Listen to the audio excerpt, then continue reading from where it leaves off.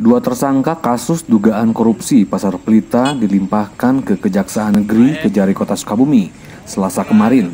Hanya melimpahkan tersangka, unit Tipikor Satreskrim Polres Sukabumi Kota juga menyertakan satu box kontainer berkas pemeriksaan. Sebelumnya kedua tersangka diperiksa dalam kasus SPK bodong dan penghilangan aset Pasar Pelita pada tahun 2015 lalu. Kasus tersebut terungkap dalam persidangan pada tahun 2017 dan baru dilaporkan 1 tahun kemudian.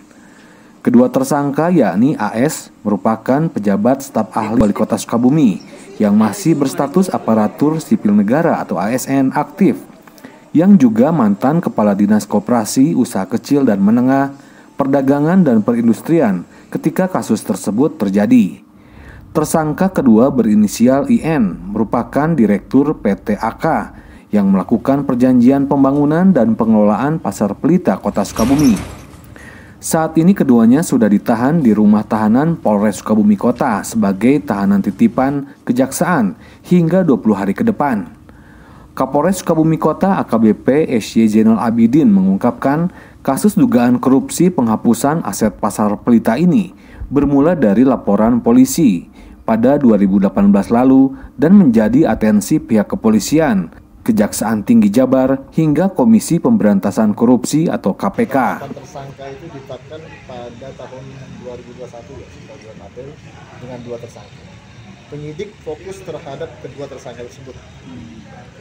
Jadi fokus terhadap 2 tersangka tersebut. Hasil pemeriksaan dari penyidik kemarin sudah kita serahkan ke pihak kejaksaan dan kemudian dinyatakan lengkap pada tanggal 26 September. Sudah lengkap ya berkasnya. Sehingga kemudian kami dari pihak Polres Kota melakukan penahanan terhadap 2 tersangka tersebut tertanggal 28 September. Sudah ditahan ya? Sudah ditahan 28 September. Dua orang tersebut. Kepala Kejaksaan Negeri Kota Sukabumi Setiowati menjelaskan kasus tersebut negara telah mengalami kerugian sebesar 19 miliar dari dugaan kasus tindak pidana korupsi atau Tipikor atas banggaransi fiktif pembangunan Pasar Pelita Sukabumi. Telah dilimpahkan tersangka atas nama IR dan AS berikut barang buktinya kepada Kejaksaan Negeri Kota Sukabumi. Dan mulai hari ini sampai dengan 23 Oktober 2022 dilakukan penahanan lanjutan oleh kami. Kerugian negara itu 19 miliar 500 juta rupiah dengan tidak dilakukan pembayaran bank garansi oleh PT AK sehingga negara dirugikan senilai itu. Sementara kuasa hukum AS Yanwar Reza mengatakan kliennya diamankan pekan lalu oleh Tipikor Polres Sukabumi Kota. Bahkan menurutnya jabatan staf ahli dari AS sudah nonaktif. AS mulai ditahan sejak hari Rabu 28 September 2022 lalu.